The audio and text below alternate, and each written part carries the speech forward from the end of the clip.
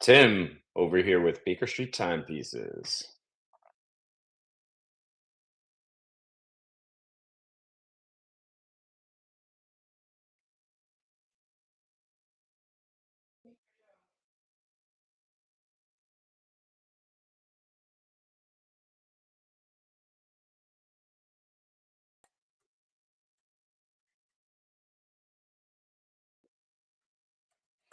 So Joe, apparently I got word from Law that you're not coming through audio wise. I can hear you, but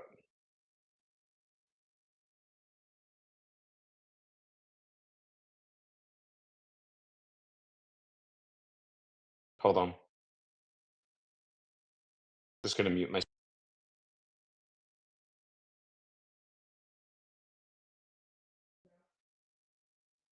She says no.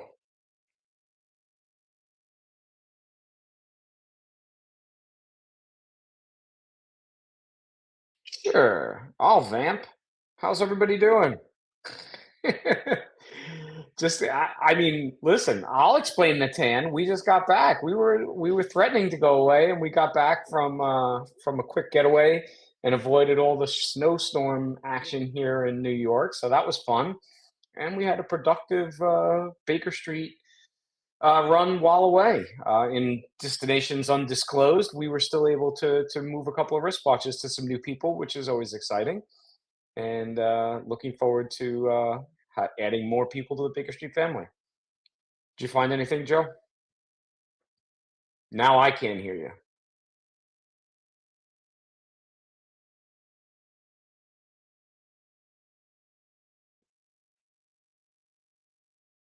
Gotta love technical difficulties. Well, dead air is not good, so I'll continue to speak to fill some of that. Um, had a chance while I was in destinations undisclosed. Oh, I can hear you now. While I was in destinations undisclosed, I did stop by a Rolex boutique that actually had Rolexes. I didn't buy any because none of them appealed to me, and I didn't think any would appeal to my customers. But it was really interesting to be in a Rolex boutique where they said, "Here, hand me money, and we will hand you a watch." I don't think many people can have that experience. So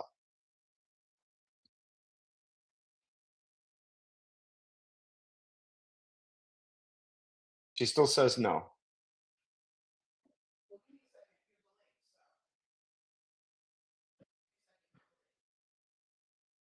Okay, so I guess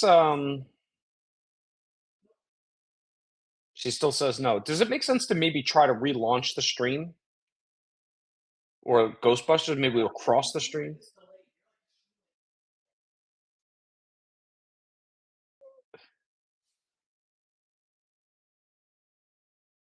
It's an extreme delay, Larissa is saying, so we have to wait a second to see if she can hear what you just said.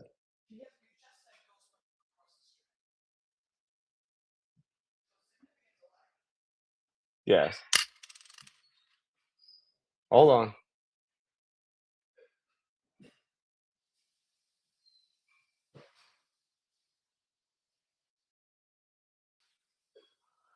Wow, this is fun. Do we have a lot of people watching all this shenanigans right now? I hope so too. Yeah. How awful is this? Oh, cool. Well, hello, people. Hopefully you're enjoying this, nightmare that we're bringing you.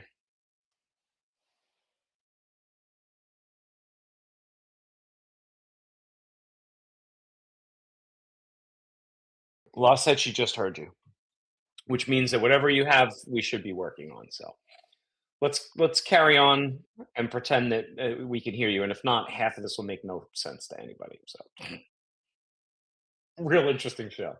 I can hear you. Yeah, let's get back on track.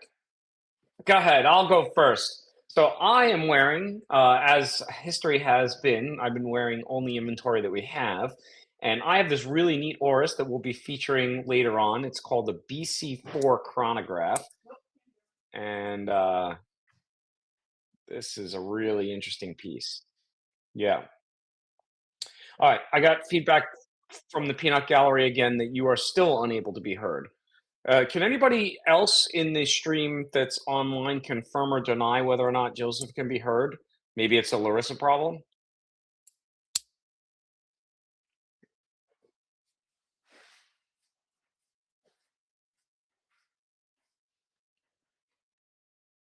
Check out the T-shirt. So cool.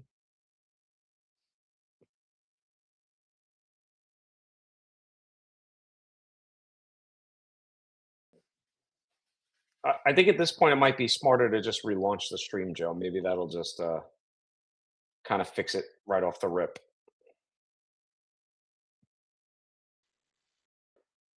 Trying something different here. Let me know if you guys can hear me now. I switched the source of it. I'm hoping that that It's about fixes a it. 10-second delay before Larissa will hear it. So 20-second delay apparently. Well, So I'm going to go ahead and give you my watch of the day. See if this thing focuses in for us here. All right, perfect. I'm back. So my watch of the day is the Tudor Black Bay. This one is the anthracite dial with the diamond indices. Honestly, one of my favorite pieces. I think this particular series of the Black Bay just really doesn't get enough credit.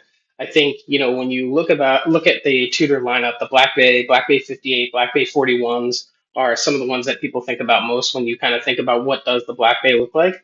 But I think that smooth bezel almost gives you that date just option within the Tudor lineup if that's something that you're looking for. So it's a cool piece. I think it dresses up a little bit more so than some of the other pieces that I have, but I still like throwing it on with a pair of jeans and kind of enjoying it as well. So definitely, definitely one of the pieces that I keep going to for some reason. But thanks everybody for letting me know and bearing with me for getting this microphone set up. So we appreciate you. But anyways, now that we've got our wristwatch checks out of the way, I am able to be heard, which is good or bad for certain people, I guess, but we'll leave it there.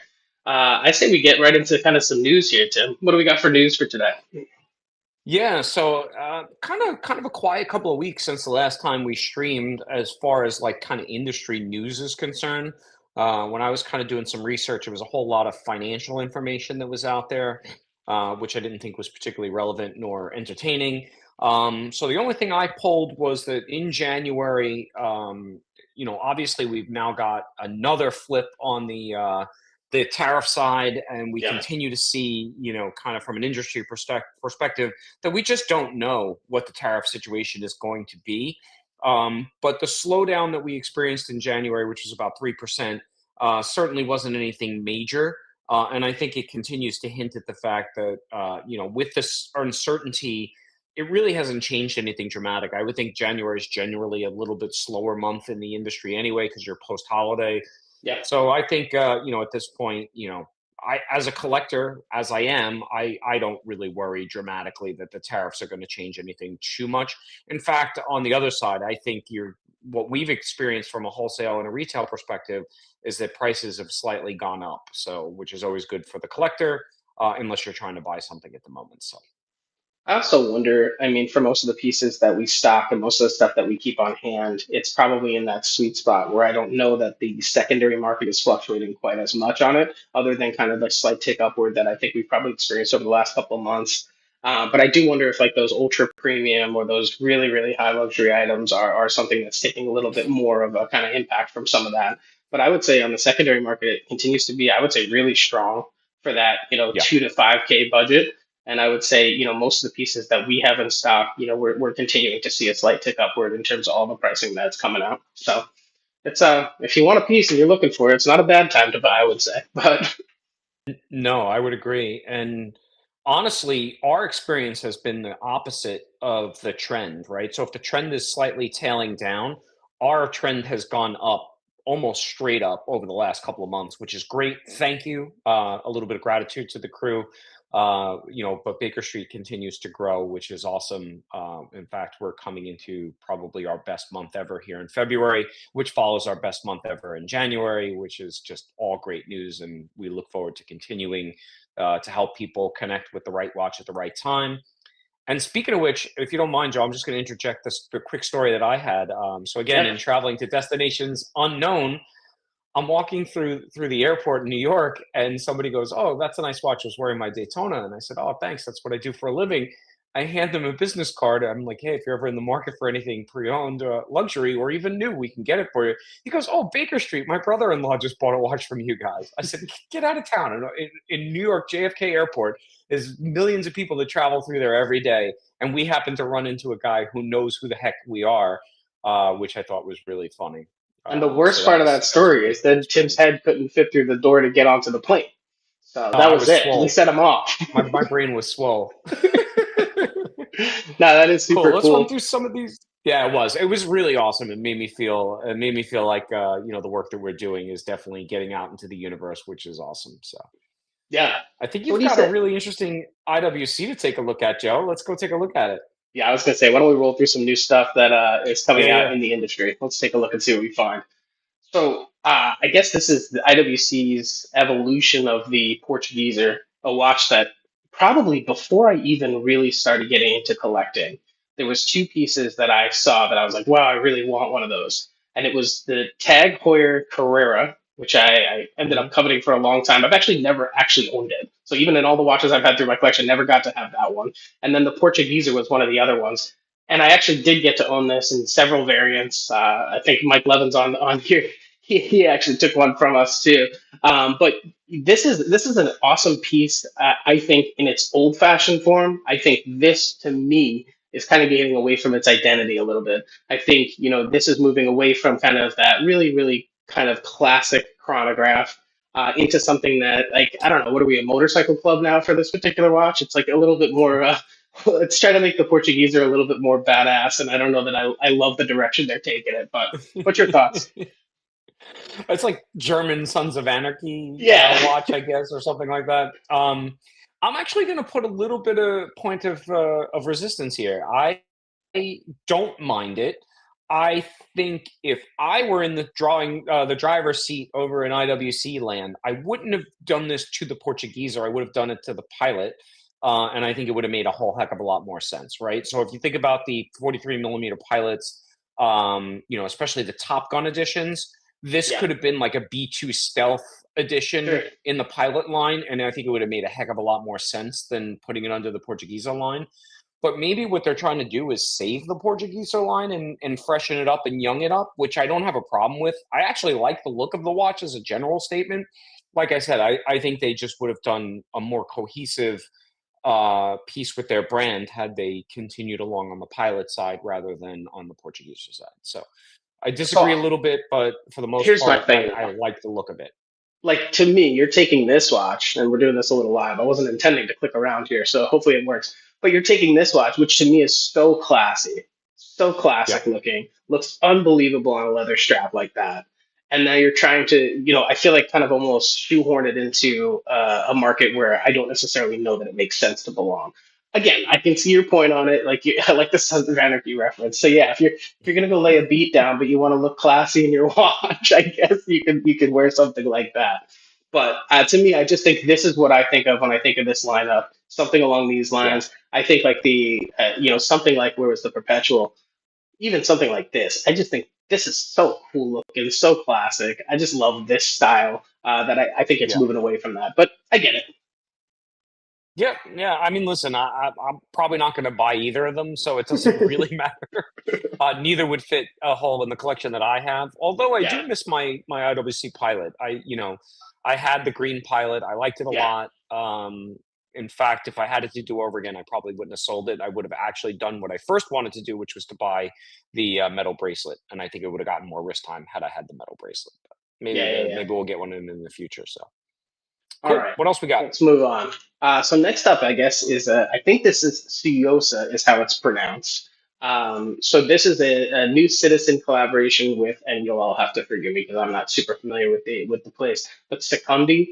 I guess it's some sort of an artist who does some design work for different watch brands and things like that.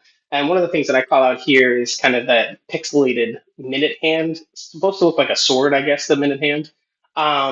I mean, it's a cool looking piece. I think it's, to me, what it says is that there's a market for these, let's call it $200 to $500 kind of interesting collaboration, like really, really sticks out on the wrist a little bit and gets people to ask you like, "Ooh, what's that?" If it, if it's something that catches their eye. And I think this is kind of, capitalizing on that a little bit. What's your thoughts here?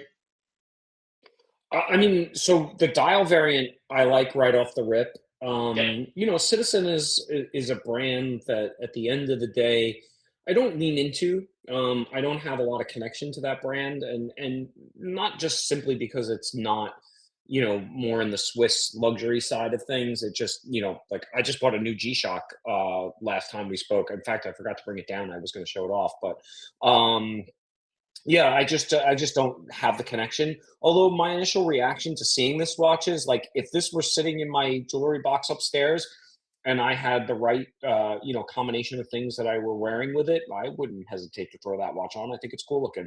And I'm guessing I don't see the price because my eyes are bad and I'm old, Four ninety but I'm five for guessing this it's one. probably between 400 and 500 bucks. And if 500 bucks, I mean that's it's a pretty cool watch for 500 bucks. Why not? So I'll tell you, I own this particular watch in the green variant. Um, and to me, the bracelet, while it's a little bit, I would say, kind of that tinny sounding bracelet, it Hmm. fits and feels really pretty nice. I think the actual watch itself, the size is really nice. And if you wear it, I think it's one of those watches that punches above its price point. Like I think you put something like this on, and you could be, unless somebody's really, really zoomed in and looking at it being a citizen, like I would not be surprised at all if somebody thought this was like a $1,200, $1,500 watch. And to some people, that's important. That's something that they're looking for. So And interesting again, in piece. this smaller picture, like when you first scrolled through it when we were getting prepped for stream, I Yeah. honestly was like, "Oh, that looks like a Grand Seiko dial," which really speaks to it kind of having some real panache on the wrist, which is great. So All right, I'm going to go with a little bit of a hot take on that, but I respect I respect the you opinion. know me, I got to throw the hot takes out there, baby. But I do think it's kind of cool that the actual indices around the outside have been slashed in theory by the sword, and that's why they're kind of split and kind of falling apart. Yeah, it's So it's awesome. it's kind of like just a little interesting piece. I thought it was kind of a cool one to highlight. Now I'm gonna go look for one. I'm gonna go try to put one in inventory. We'll sell it. I mean, I'm not gonna keep it, but we'll put one in inventory. Cool. All right, next up we have, so this one is the Christopher Ward C60. It's Clipper GMT is essentially what it is, but it's allegedly kind of like that collaboration or throwback to like the Pan Am. So I know Breitling had a Pan Am, Rolex had a Pan Am, right? So some interesting kind of, I would say it's an interesting colorway. I think it's really cool. Do I think I would pay the premium for it and what it's probably going to command on the secondary market? Probably not. I think I'd rather just buy kind of a more plain Christopher Ward and get all the value that comes packed inside of it. But I could certainly Hmm. see, somebody with a little bit more of kind of an aviation nod or an aviation background finding this super interesting, especially with the little plane on the back of the second hand there. So cool piece. Can you zoom in on that a little bit, Joe? Let me try. The answer to that is yes. Yeah, I mean, again, I have, from an aesthetic standpoint, probably cooler than the average Christopher Ward. And I'm not running out to buy one, but then again, I'm not their primary market. It's for somebody younger and starting their collection rather than somebody who's pretty mature in their collecting phase. I agree. I like the airplane, look to the indice. And the Pan Am is, the predecessor or the birth of the Pepsi. So, yeah, I got no problem with it. I like it. Cool piece. And I think that, second Yep. time we featured Christopher Ward on stream.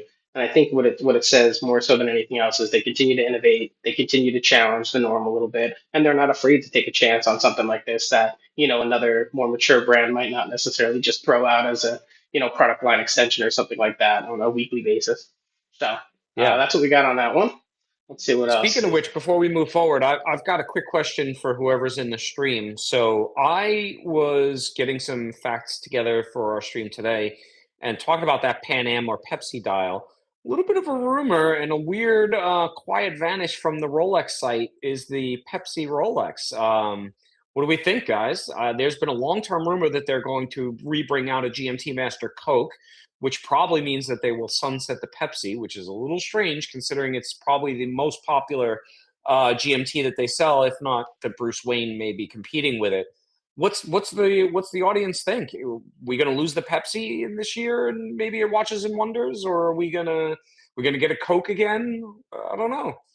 How do we feel about it? I know personally, I've always been a big fan of the Coke, and then as soon as I got my GMT Master Coke, I instantly got a Pepsi bezel for it, and I've only ever worn it as a Pepsi bezel. So clearly, who knew? But that's my take on it. If anybody in the group has anything to say, I'd love to get some feedback, and we can discuss it. Yeah, I'll be interested. We'll let kind of some thoughts roll in case people have thoughts on that specifically. But it would be interesting to look through the website and not see the Pepsi variant on there. Like, I know it's Yeah, what you're saying has absolutely. already happened, but it's like just weird to me considering I feel like that's probably the most common of all of them. Although it's probably competing with the Batman, to your point. But all right, cool. Let's move along here. So next up here is Raymond Wheel. Looks like a bunch of different pieces that have come out here, kind of capitalizing on this tuxedo dial idea. And to be honest with you, I think they're all pretty good looking. However, I was a little sticker shocked by the fact that I didn't know they were asking 22, 24, $2,500 for these. I mean, I look at that and I'm having a really, really hard time justifying spending that versus a pre-owned Tudor for maybe a couple $100 more or something like that. However, I do think, the design on them is pretty cool looking. What's your thoughts on that? Yeah, I mean, I think it's a brand that has seen obviously better days. They were a little more popular when I was younger. They were, you know, they were a Macy's brand, right? Like a mall brand, not a high horology brand by any stretch. They were 500-600 bucks at Macy's. They would be next to kind of your entry level Movado Sure. lineup and stuff like that. And again, not knocking it, it just is what it is. And I agree with you at 2,300 bucks. I think they're definitely swinging high. Does it is it backed up? I honestly didn't do the research on this watch, so I don't know. But my initial thoughts as I look at it is the same as you. Like at 500 bucks is the same as that Citizen. Sure, why not? But at $2,000, I there's a lot more things that I would be interested in spending 2 grand on than that, as far as I'm concerned. To me, it's interesting. I look at something like this and I think about, what would you buy at that $2,400 price point, right? And you're probably just shy of some of the tutors that I would say save up another $400 and buy these. But I also think like now you're in Oris territory. I feel like for that money, there's probably a lot of really, really nice Oris pieces that I would consider. You're in like tag, pretty much most of the tag lineup outside of some of the newer in-house caliber chronographs and stuff like that. You're probably in that range. So I don't know. It's kind of a tough price point to punch from. I do wonder what they're going to settle in on the secondary market because I think this watch at $700 is way more appealing to me than at $2,200. So I'll be interested Yeah, to I see kind of where agree. it I, goes. I I think they're about triple its price as far as what I would see it at. In fact, I would buy for 2 grand. I would sooner have one Hamilton and one Oris. Sure. I could probably find something dressier in the Oris lineup and something a little sportier in the Hamilton lineup. That would make me very happy, and I could probably actually save a couple of bucks between the two of them, and especially if I bought them on the pre-owned market, because then I'd probably be spending even less than that. So Sure. All right, so that's that cool. one. Let's see what else we got here. There's obviously a strap variant, which I think looks good. A couple of different dial configurations. This was probably my favorite. I don't know what they call this. There's probably a technical term for this kind of quartered dial, where there's kind of a line down Yeah, the I don't middle of know. it. But I do happen to like that. There's a couple of pieces that have had that I like, and I'm a kind of a Mhm. sucker for a sub-second tan. So I don't know. That's kind of where that one is. And then I guess moving on into kind of watch news and watch spotting. I guess David Beckham, who historically more Tudor than Rolex, I would say as of lately, because I know he had a lot of collaboration with Tudor for some time. Was spotted wearing this platinum Daytona baguette dial. Yikes! This thing is insane. All platinum bracelet too. I mean, this has got to be like an N of what, five maybe something like that in terms of how many of these Well, that are probably available. oh, yeah. No, they're not available. I can assure you, you're not going to a Rolex boutique and getting one of these. Um, I don't care really who you are or where you are. I mean, listen, it's an awesome, onesie twosie in the world. Maybe 10 or ever be produced, and I'm not David Beckham, so I'll never have one. Um, you know, I think it's awesome looking. I would not want to wear it for a million reasons, despite the fact that I like it. And you see, I think one of the boats that Rolex kind of misses, but maybe they do this on purpose, right? Like, so for example, why not release a stainless steel version of this watch? No, hear me out because I can hear the cries across the internet already. Don't replicate it. Give me a stainless steel Daytona with a similar looking color, with a traditional dial that is traditional to a stainless steel Daytona. So you get a lot of the look, but there's 10% of the look that you're not getting. The diamonds, the baguettes, all of that, and obviously stainless steel to platinum is a big difference. But I think they could sell that at 30K and have the secondary market would probably blow up if they kept it even reasonably limited to like 40, 50K. And then let David Beckham buy this one for $1 million or whatever it actually sells for. It doesn't really matter because it's invaluable once it's actually in the market. It's probably $500,000 to $1 million on the secondary market. But I think Rolex would be smarter in the sense that they could sell something that looks like that, Yeah, but not quite, with all the same pedigree. But that's my opinion. And then I'd buy yeah. it because I personally wouldn't want a precious metal diamond out, Daytona. It kind of defeats the purpose to me. So That watch has got to weigh 5 pounds.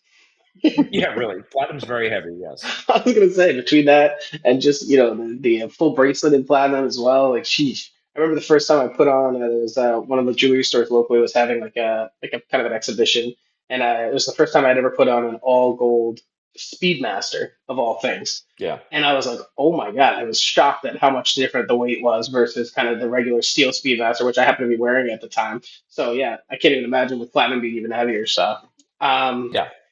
that's kind of the last piece I would say of news. I think we from here can roll into actually some fun stuff, some giveaways. Yeah. So I think we Let's let's give just away some merch. see if I can flip over there. So we said Wow. 3 giveaways. I made 3 wheels. We did the best we could here. So the first one is for everybody who signed up for email. Obviously, we're trying not to give people's emails away, so we did put kind of a number associated with them in there. So we'll spin that one. The secondary one here is for anybody who's ordered through the website, so ordered a piece through the website.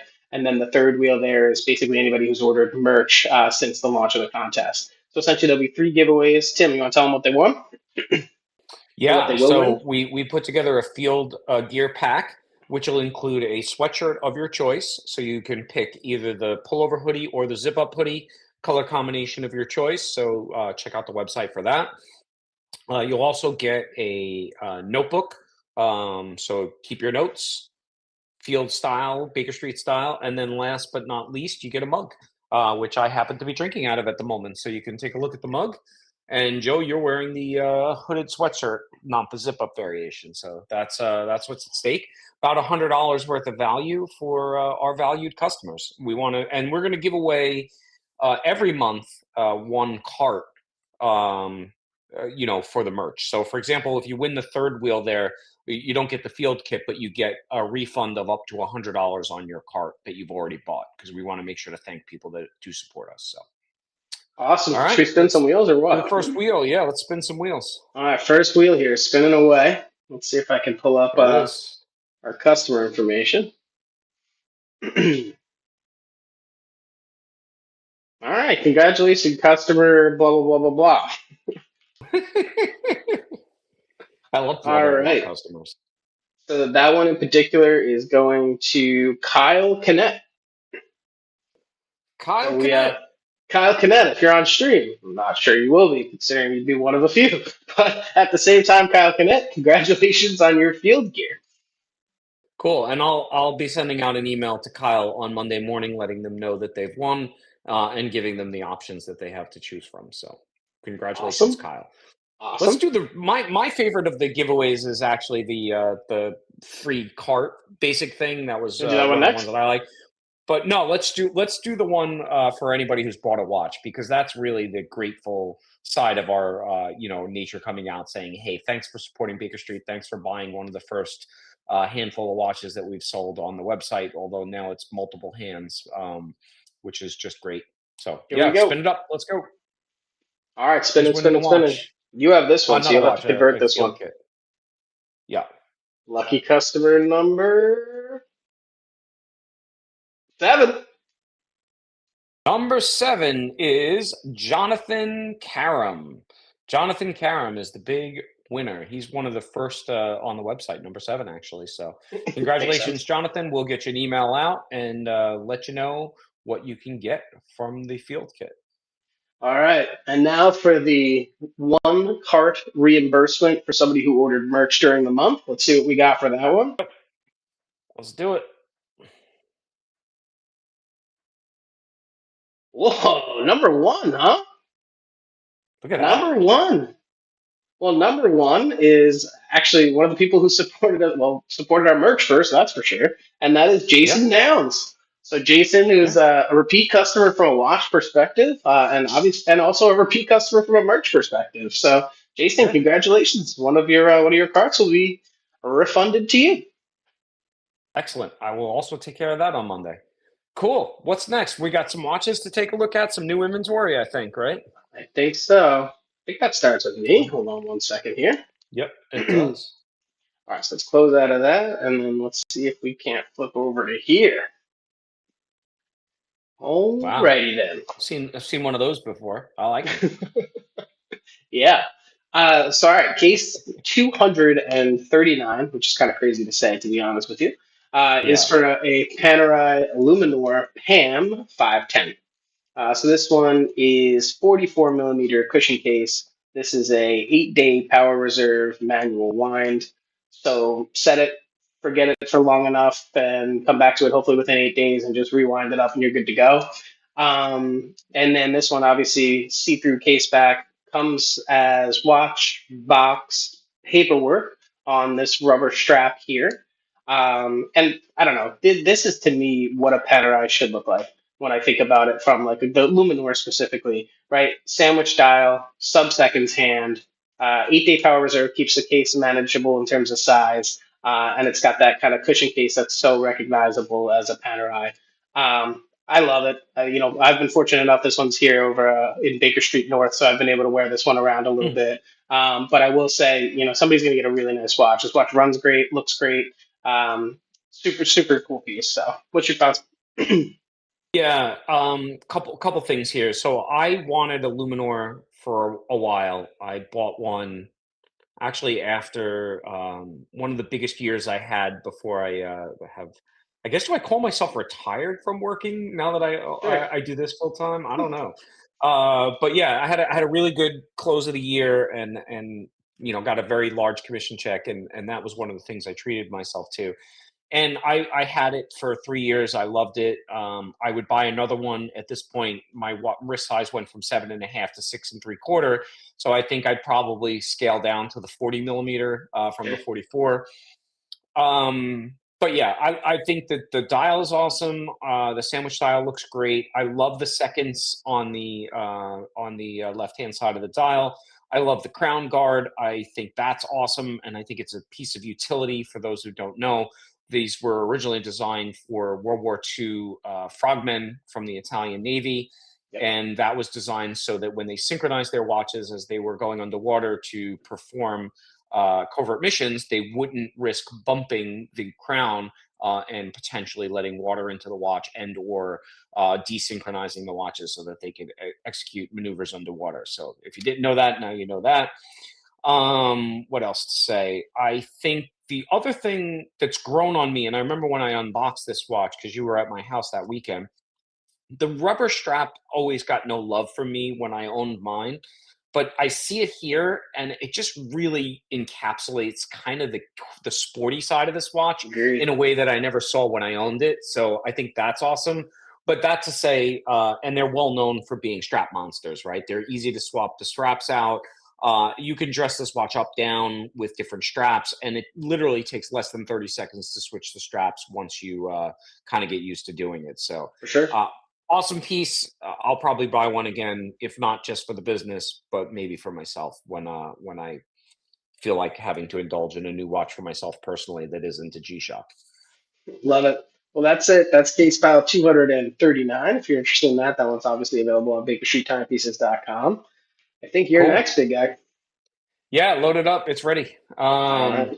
This one is I can't say anything but interesting. So hold on, I got to read this off. This is a Cartier Must de Cartier Vendome Vermeil reference 41414. This is a trade that we took in from another repeat customer. who never ceases to shock us with what he brings to the trade table. True. There's been quite a few watches. We've now done, I think, 6 or 7 trades with him, and every time I look at them, I go, well, I don't know where you got that from, but okay, awesome. We'll take it. Um, so a couple things to reference here. The Vendome refers to the round case, and it's got a slightly rounded sapphire lens as well. Mm, So that's kind of interesting. Gets a very organic shape. The next thing to call out is the what they call the vermeil, and that is a 925 silver then plated with gold. So you actually have both precious metals involved. This particular watch has definitely got some years on it and some wear on it, so you're going to notice that there is some of that, patinaing around, specifically around the outer bezel there, yeah. where you kind of see some really interesting colors coming through. It is possible. I looked into it. If somebody wanted to restore it back and have it replated, that's possible to be done. I think it looks better in this format. I think it tells a bigger story and a cooler story. It is also a very interesting size. I think it's 30 millimeter, if I remember correctly. So it is definitely would be on the small or old school dress size for a gentleman, but I think it's a very nice size for a woman or a lady who would want to wear something that kind of dresses up. And then lastly, last sorry, let me stop and start again. My last comment would be that it's really got a little bit more of the avant-garde flair that Cartier Mm, was known for, especially from a jewelry brand. Like if you look at the Tank, which is what they're most well known for, it's a very straightforward design. This is not that. This is more along that Pasha, kind of high jewelry side. Give yourself yep. something that really looks different than what everybody else wears. One of the brand ambassadors for Cartier has been what's his name from Pirates of the Caribbean? Johnny Depp. He's Mm. been a big Cartier guy, and like I could see him in some French bar smoking French cigarettes, talking about this particular Cartier. So that's my hot take for this one.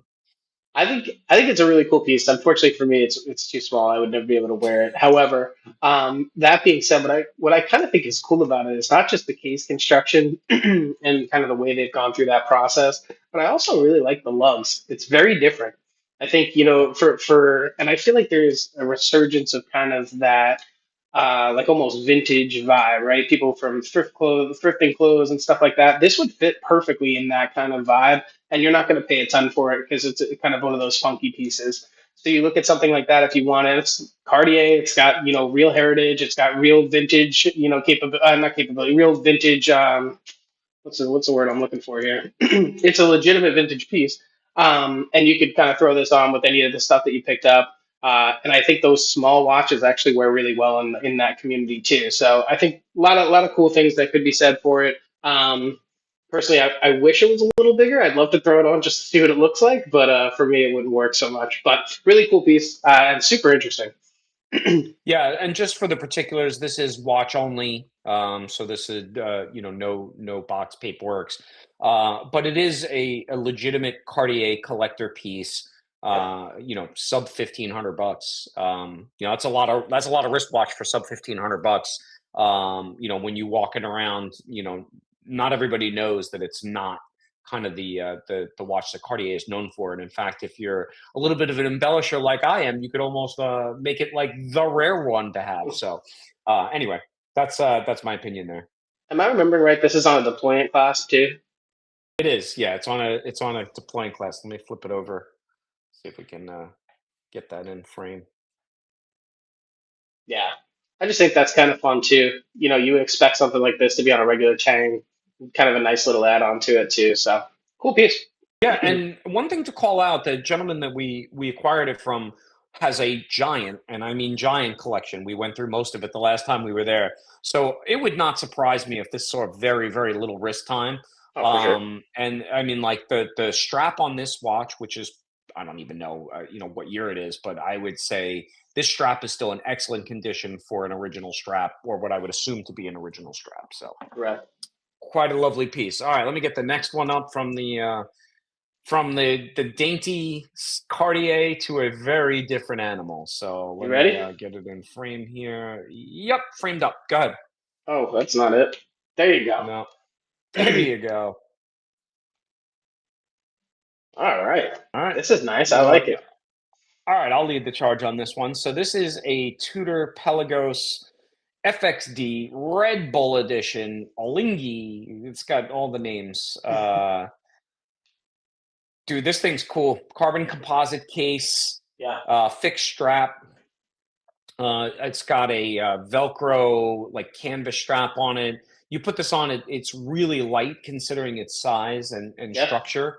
Bidirectional rotating bezel, titanium hardware with a carbon insert. This is all about light wear on the wrist. Movement credibility. This is a COSC certified 70-hour power reserve. Yep. And really, really cool. This is a full kit. We got everything with it, dated I think from 2025 if I remember Correct. correctly. Yeah. This one literally I opened the box on it and posted it to the website late yesterday, so this is Yeah. as fresh as inventory gets. Go ahead, Joe. What do you think on this one? So I think Tudor continues to kind of collaborate with a couple different brands. Red Bull's obviously one of them, and to me, this piece in particular, it will shock you. We were talking before about how heavy gold is. When you put this Yep. watch on, it's almost like you're wearing nothing. It's like the equivalent of putting on, and this is going to be a little bit of a hot take. It's like when you put a G-Shock on and it's like super light on the wrist. That's what this is, Yeah. except it's a fully robust automatic movement, a carbon case, the bezel is titanium, the crown is titanium, and then you have the carbon insert. So it's just like everything was done to make sure that this particular watch just felt like you weren't even wearing a watch. The fabric strap is super super comfortable. The Velcro is kind of a nice easy way to affix it. My one knock on some of these FXDs is like I love changing straps, and it just does make it a little bit more difficult because you're a little limited in terms of kind of a fixed case, but the materials and everything that Tudor's put into this is just super super cool.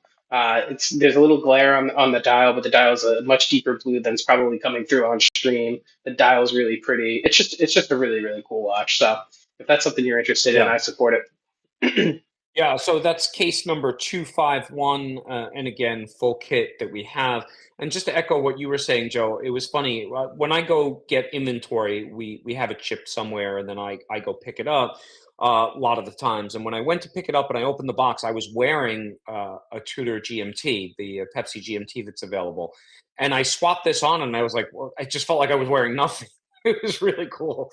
Yeah. But yeah, definitely a really interesting and cool lightweight piece for somebody who's looking for that type of robust quality of watch, and yet something that wears very light on the wrist. So Yeah, I think also, if I remember correctly, this is fully loomed on the bezel also. So when you get yeah, this thing glowing, it's pretty intense too. So I don't know, just a cool yeah. piece.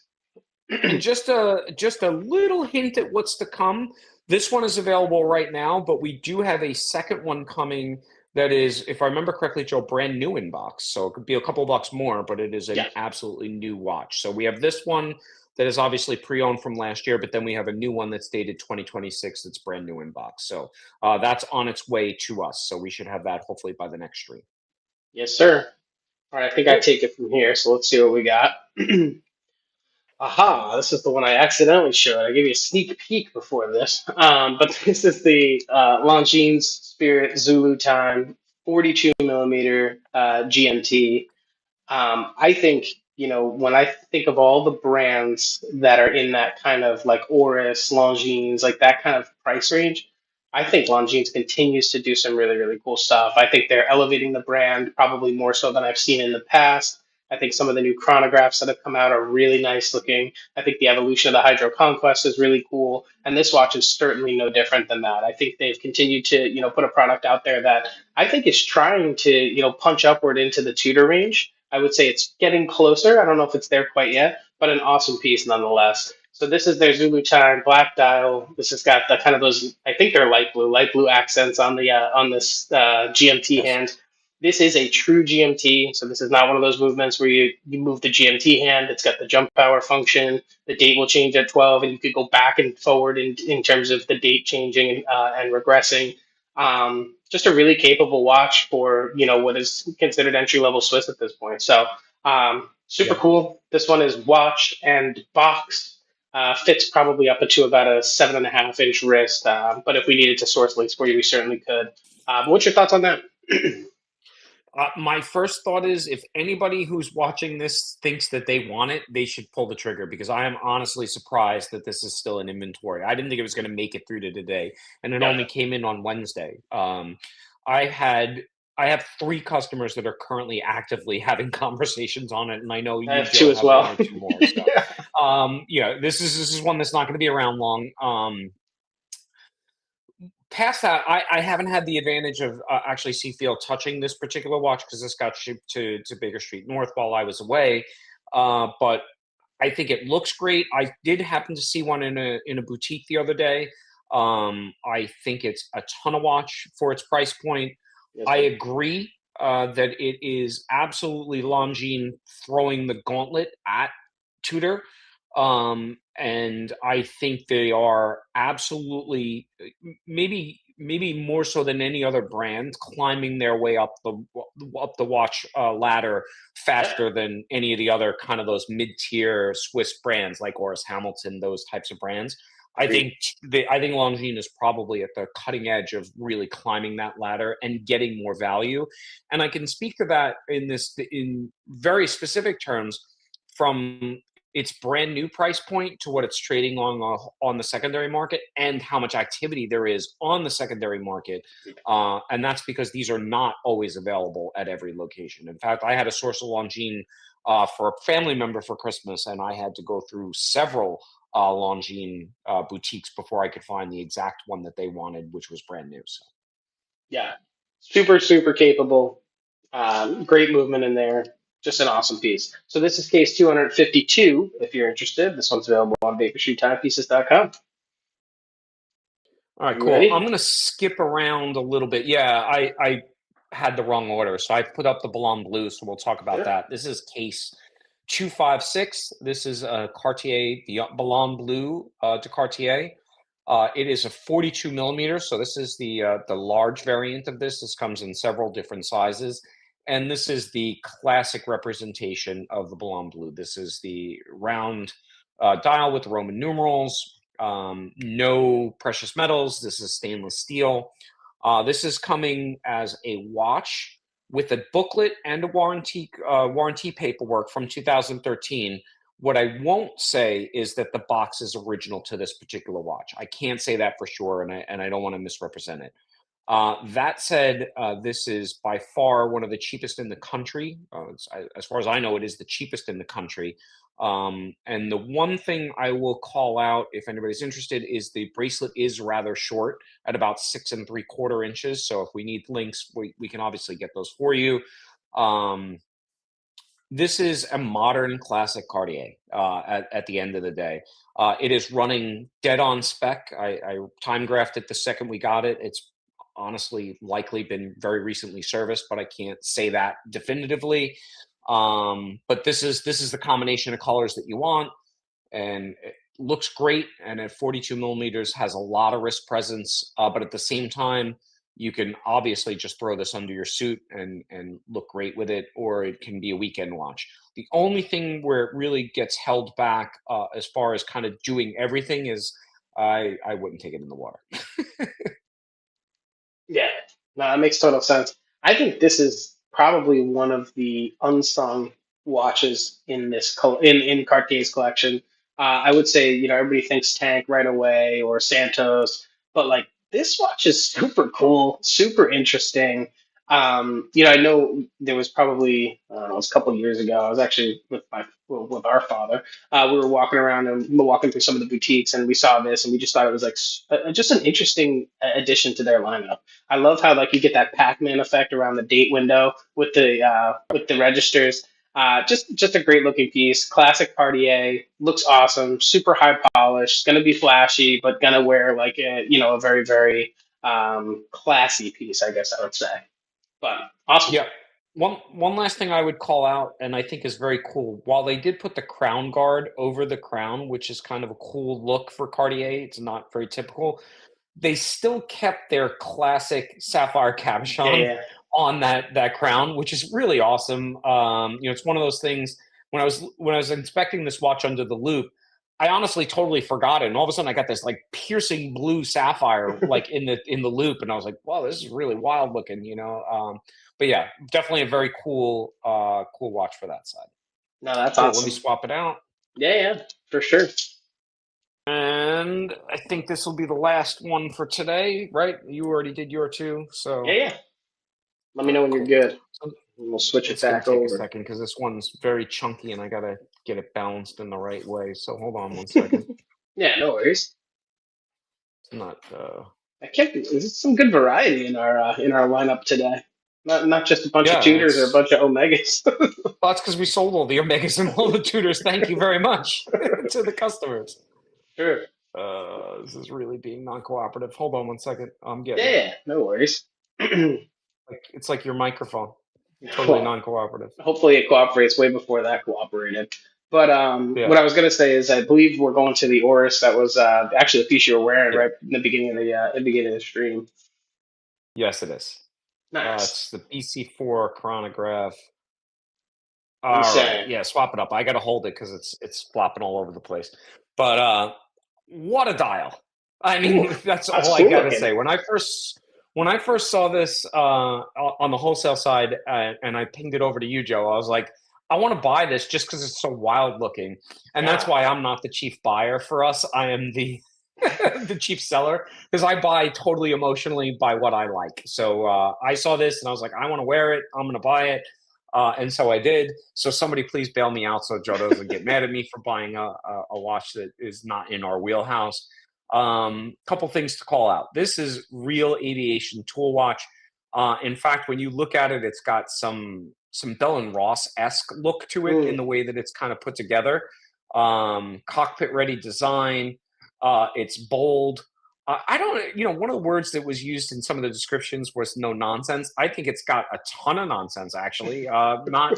Not in the sense that Full of it doesn't nonsense. work, but just that there's a lot on this dial. I mean, Yeah. you have the date wheel that's showing you the day before and the day after. You're having all these sub hands. This too runs like a tank. I threw it on the time grapher, runs great. You've got central chrono with quarter seconds, 30-minute, and a 12-hour counter, 48-hour power reserve, exhibition style case back. This is one of those things that if you have a bigger wrist, I think this is 42 millimeters, a little bit larger, 42.7. 42 and a You half or got a something. larger wrist. This is a watch you can wear every day and constantly get people probably taking a look at it because they're just not going to recognize it. And I think it's awesome. Um, and it is certainly priced to move. New these are right around $2,000, but this one you can jump into for a significant discount, and it's also a full kit loaded up with pretty much everything that it would come with. So Yeah, I would say a couple things that stick out to me, looking at it a little bit more in detail under the camera here, under the lens. I love the knurling on the crown itself.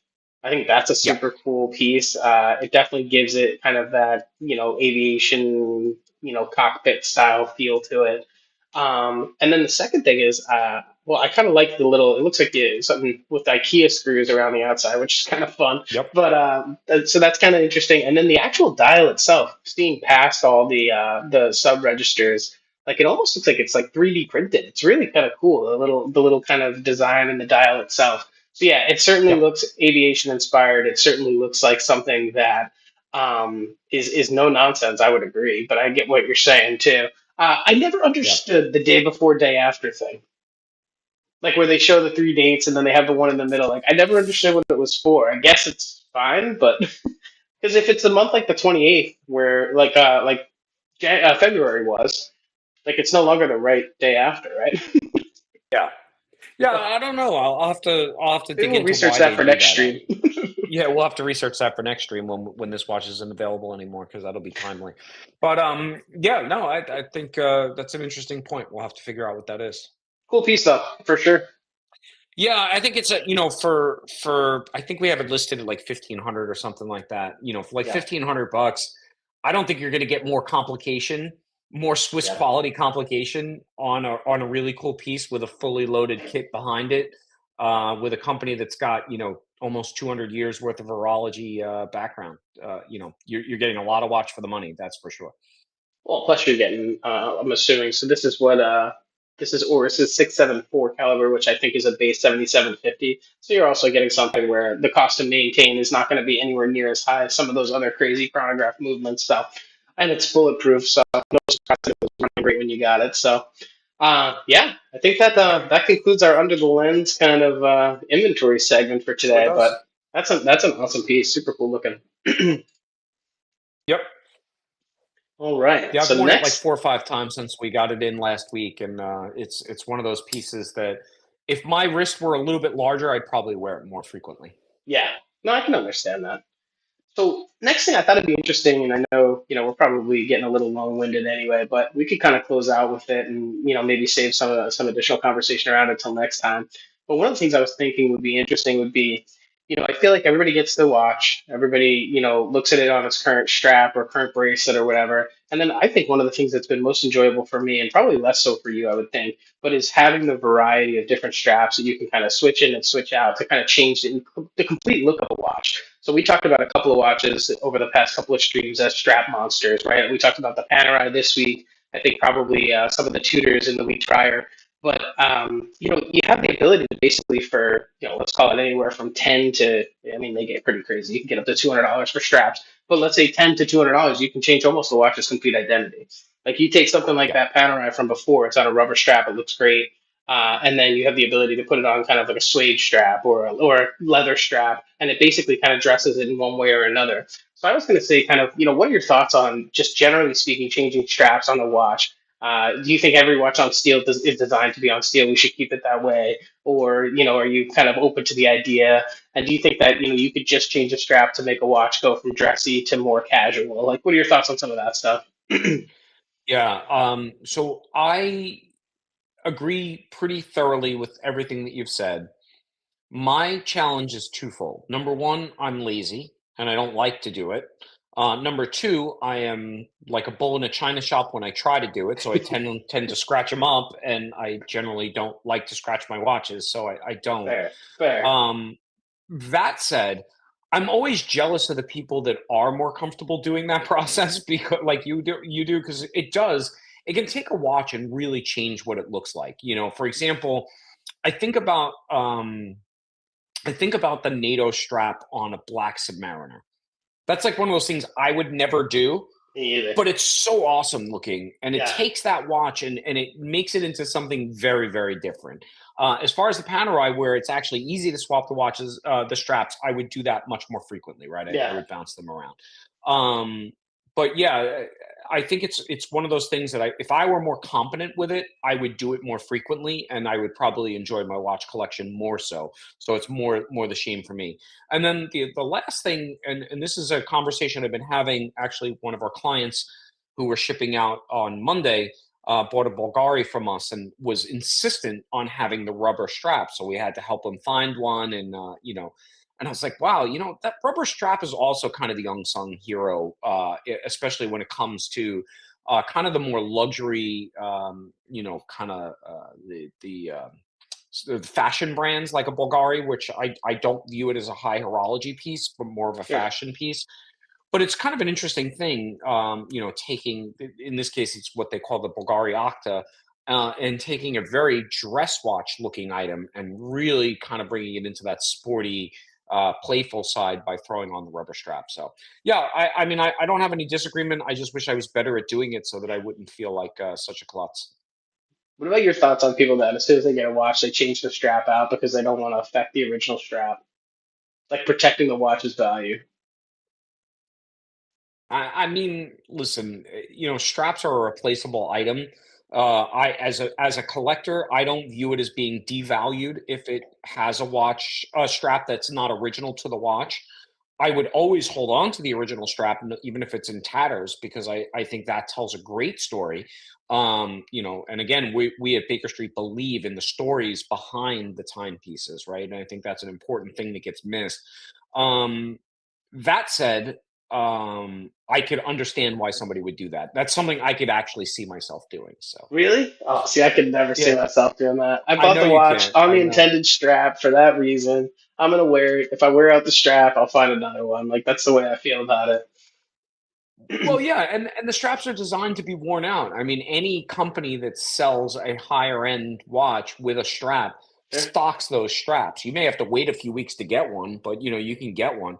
And then one other thing I would tease out, and I think is really interesting, and we've been working with one of our partners to try to put this together, but there are people that you can source any kind of strap you want, right? Like, Yeah. we can get custom made straps for people. So if that sounds appealing to anybody, I mean, eventually we'll have a spot on the website where we'll take orders for them. But if that comes up, I mean, I've seen some crazy custom design, custom Sure. colored straps Sure. that take a piece and make it super super super personalized. And I think that's the coolest part about the strap game, right? Is like you can make a piece very personal to you. And that's a fun way to do it without ruining the value of the watch by, throwing aftermarket diamonds into a piece or something like that, and then Yeah. basically taking the value and really throwing it out the window. Yeah, no, I get you. And that I add one more kind of thought on this strap stuff, and then we can kind of take it and close out from there. But Yep. I similar to yourself and what you're talking about with the Octo before, I was never a big fan of like the OEM rubber straps Hmm. for a long time.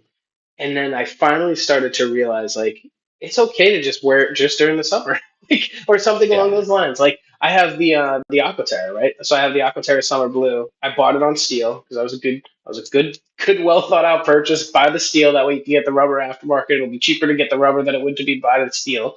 But at the same time, it's like I find myself wearing on rubber a lot. It just fits the watch really, really well. It's kind of unique, super comfortable.